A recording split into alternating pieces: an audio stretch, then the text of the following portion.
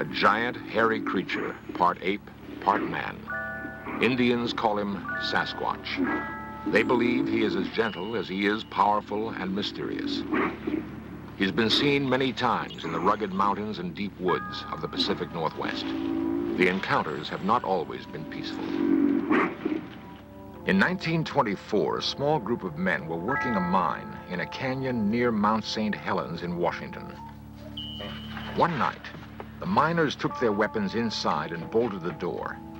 They thought they were secure for the evening. Outside, something strange was happening. The cabin was under attack. Boulders rained on the roof, and someone, or something, was trying to break in.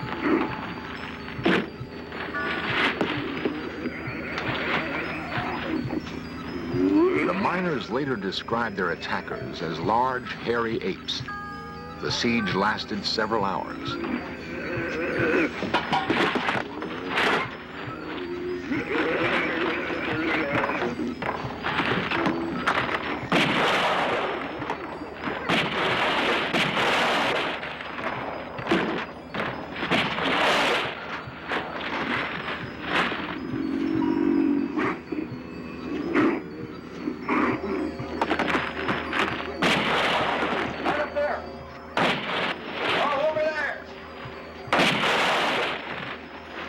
The miners escaped injury that night.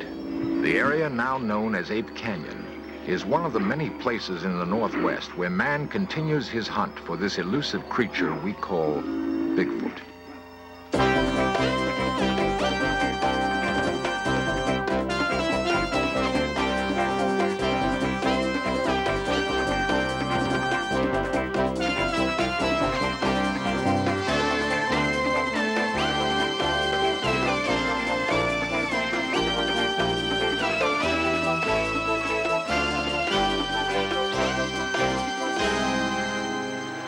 Many people do not believe in Bigfoot, but a lot of people do. And some of them feel they must kill it to prove it exists.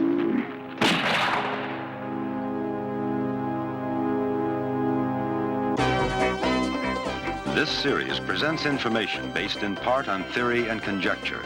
The producer's purpose is to suggest some possible explanations, but not necessarily the only ones, to the mysteries we will examine. To the Indians living along the Columbia River in Oregon and Washington, or those in Canada, there is no need for proof of Bigfoot. Sasquatch has been a part of Indian lore as long as they've inhabited this land. Some anthropologists believe that the creature could have come to the northwestern part of the United States along with the Indians, across a land bridge that once connected Siberia to Alaska. The newcomers to this country have seen Bigfoot in an area ranging from Northern California to southwest British Columbia. To the Indian, Bigfoot carries a mystical significance. Sometimes it's difficult to tell where myth ends and reality begins. In our modern world of concrete and steel, we're far removed from the Indian lore of Bigfoot. It's hard to imagine any corner of our crowded world where a giant, man-like creature could roam free. Yet there's persuasive evidence that Bigfoot is real, and that urban man may be close to his first meeting with this living legend. It is felt by some scientists that Bigfoot falls somewhere in this progressive chart of man, a giant hominid related to but not like modern man. According to this theory, Bigfoot would have pursued a course of evolution separate but parallel to his human cousins. Dr. Grover Krantz is an anthropologist at Washington State University. Its locomotion is the human design, so we know it's probably our closest living relative. But in terms of anything mental characteristics, no, it's not human. So it is a mixture of ape and human characteristics. And if you want to call that a missing link, that's fine. Now, this is a cast of a jawbone of something that I think is actually the Sasquatch. This is a jaw that's anatomically in between human and ape in its teeth, but it's much larger than any living ape, much larger than a gorilla, for instance. These are known from fossils about 1 million years old in China, and it has been named Gigantopithecus. And it has approximately the characteristics that our Sasquatch has. So I'm inclined to think that this species just simply is continuing today. The most convincing visual evidence of Bigfoot is a film taken by Roger Patterson in Northern California. Dr. Krantz believes it to be authentic. I've examined the film many times, watching it forward, backwards, stop frame, measured, and everything. And all of the anatomy of the creature is perfectly consistent. It just simply does not fit with a man wearing a suit. In fact, a suit of that size, we can establish exactly how big it is. There's no way a man could fit into it. The shoulders and chest are simply too wide. The feet are properly designed for carrying that kind of body weight, and that doesn't make any sense unless you've got a body of that size. And Patterson could not have faked any of this stuff. I talked to him about some of the things I saw, and he didn't even understand what I was talking about. Reports of Bigfoot sightings in the Northwest go all the way back to 1811. There have been some in other parts of the United States, but most have come in the area from Northern California to British Columbia. In 1882, a British Columbia newspaper published the story of railroad workers who saw and captured a creature they called Jacko. No one seems to know what happened to that creature, but the hunt for others has brought headlines all across the United States. There have been an estimated 2,000 reported sightings of Bigfoot. Half of those are considered fakes. The other half are very real, especially to those who live in this rugged country and who've seen with their very own eyes, seen something strange and sometimes frightening. I'd been down to my folks's, and Cindy was with me, and we decided it time to go home, and so we left. And Louis Alway and his daughter Cindy of Stevenson, Washington, returning home one night from visiting his parents, came across something they'd never seen before.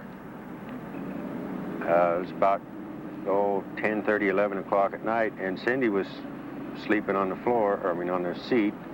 And I come around the corner there, and there it was.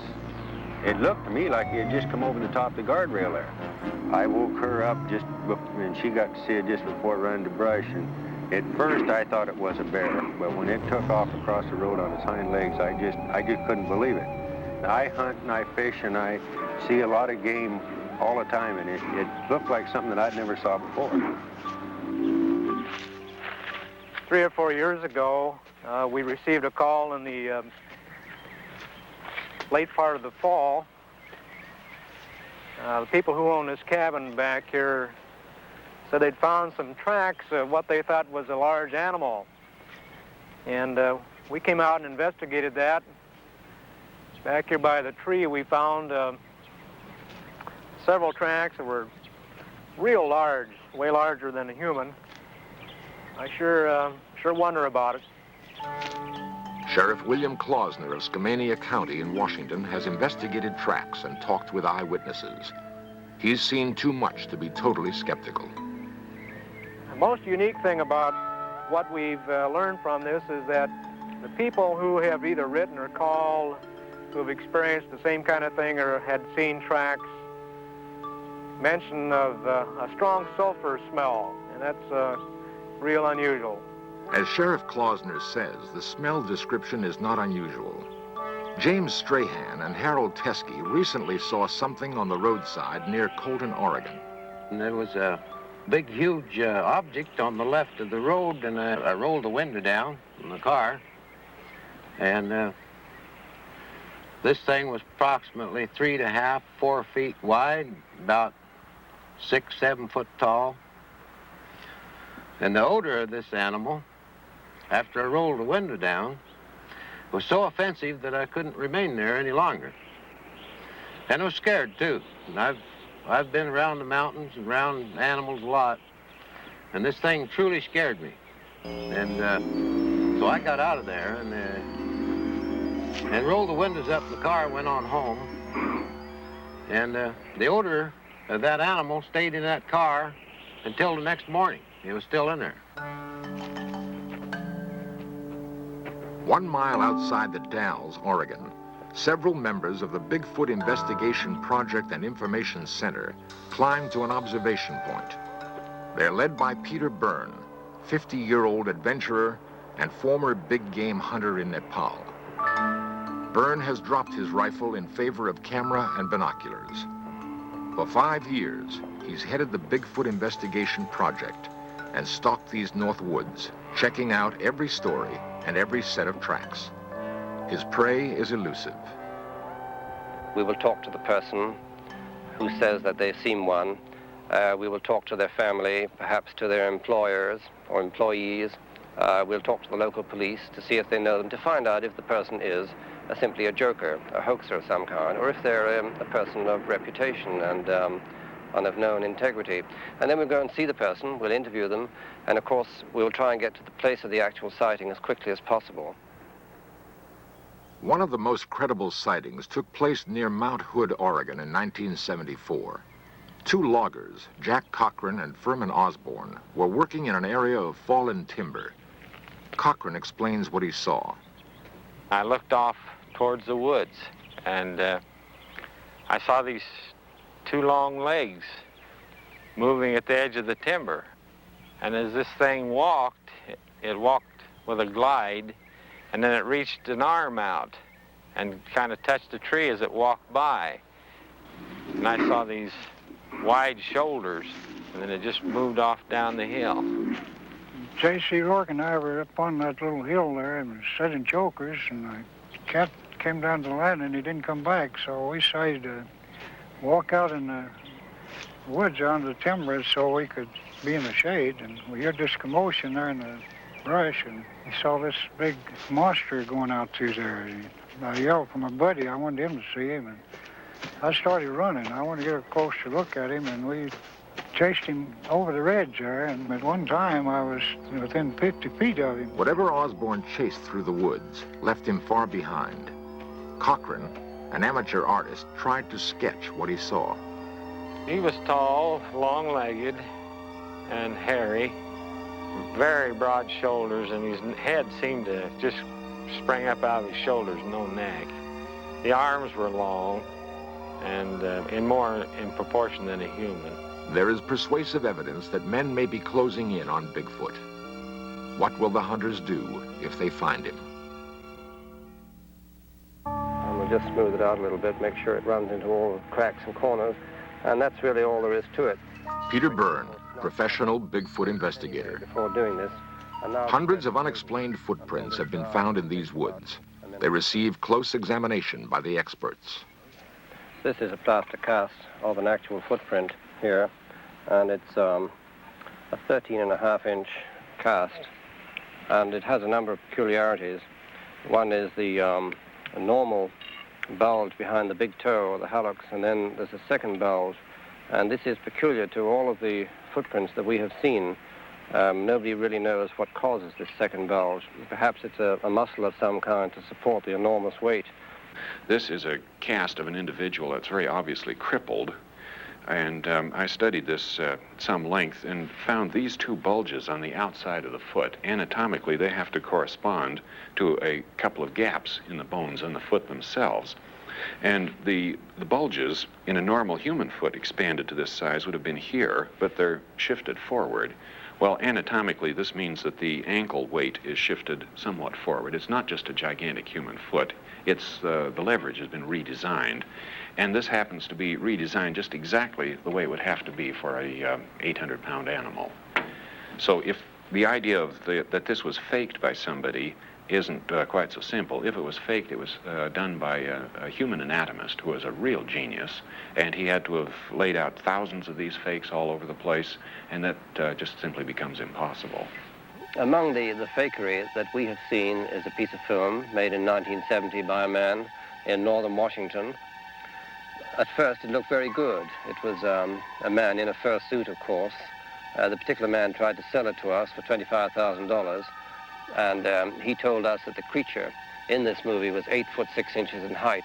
But when we found the area, we were able to do our own measurements, and we saw that the creature in the fur suit, or the man in the fur suit, was a little under 6 feet in height. This is, I think, is a good example of the kind of fakery that we have encountered through the years. Throughout the Northwest, there are hundreds of men hunting for Bigfoot.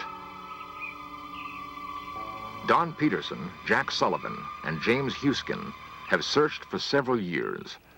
They believe the hunt will end with a bullet. Oh, I think eventually somebody's going to bring one in. It's the only way. Pictures aren't going to be enough because there's been film taken of one of these creatures anyway, and it's in dispute.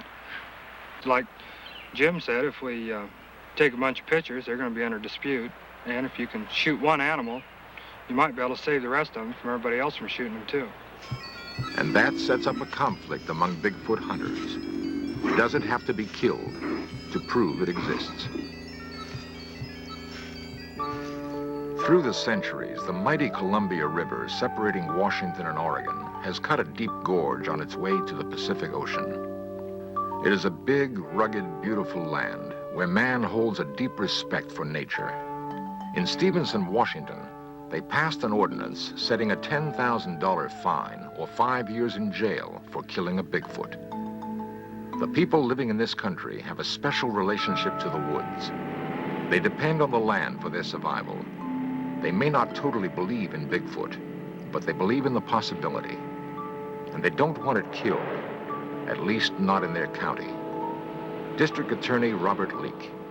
We didn't feel that if there was such an animal, that the animal had ever harmed anybody or that it had done anything to deserve to be shot or captured. We need a piece of the body. Nothing else will be accepted. I think that there are many other ways of proving an existence of something other than killing that particular thing that you're trying to prove exists. My preference would be to locate a hunter who has shot and killed one, and perhaps because he thought he killed a valuable animal or a peculiar human, he might not have said anything about it. But if he would come forward, perhaps we could examine the place where he killed it, and we might find a few bones, and then the whole thing is settled right there. If we don't find such an old kill, then the only alternative remaining is to kill one now. And grisly as that sounds, I think that is probably what we'll have to do. I would strongly urge the doctor to reconsider that, especially if he thinks he's going to do it in this county, because we would enforce the ordinance. Why add more controversy to something that's already controversial? Although what we have to have is a specimen for scientific identification. I think it would be morally wrong. I see no reason. In fact, I talked to a small boy, a schoolboy recently, and he said some people say shoot one to prove that they're there. And then he said, supposing the one they shoot is the last one. Well, my answer to that is if they become extinct, so what? If they're not proven, it doesn't make any difference. We have a lot of animals that became extinct in the past, and there's nothing we can do about it. And if this animal remains unaccepted, who cares if it becomes extinct? They're obviously rare. There are not very many of them. And as we see them, they could be a hominid form. It could be a man. To shoot one would be totally wrong. And we are totally opposed to this philosophy. While men ponder the dilemma, to kill or not to kill, many Indians wonder why this preoccupation with proving Bigfoot exists. To the Indian, there is no doubt. Many, like Mrs. Joe Washington, see the hunt for Bigfoot just another intrusion into their sacred past. You'll never be able to, you might say, civilize him like the white man done to us. He's somebody that belongs in the area that he chooses to live in. And if someone did bring him down,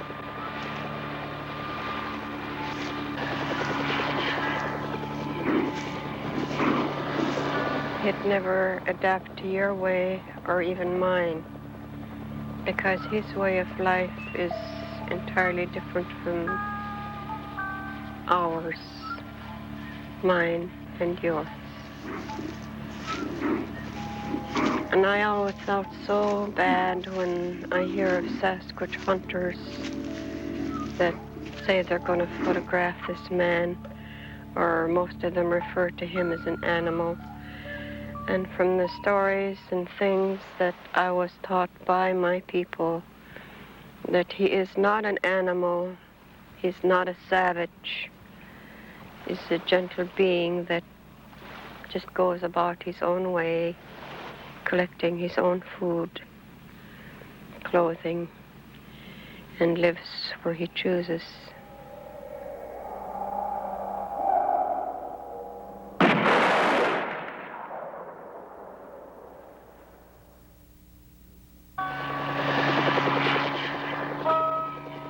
Man, with his ingenuity and machinery, continues to stalk this creature. A creature described by the Indians as a gentle being, wanting to live in peace in his own habitat. A creature some scientists believe is a link to centuries long past. The gorilla is mentioned in Greek mythology going back hundreds and hundreds of years, and yet it was not discovered until the late 18th century. And the subspecies, the mountain gorilla, was not identified until early 1900. And there are other examples. The fossil fish that was discovered in the Indian Ocean only a few years ago, believed to be extinct for 80 million years. This is the coelacanth, and now it's known to still live off the coast of Africa. Is that the case with Bigfoot? Is this creature really a relative of the Gigantopithecus, a primate that lived over 1 million years ago in China? The land lends itself to hide such a creature. There is food for it to survive. It does not need man. But it may have to die at the hands of man to prove to him that there is such a thing called Bigfoot. If we assume that Bigfoot is real and that men are closing in on this seemingly gentle monster, then we must prepare for that first meeting. To have eluded us for so long, Bigfoot must understand men very well. The burden will be on us to understand him. Bigfoot may well be waiting for some sign that we're ready.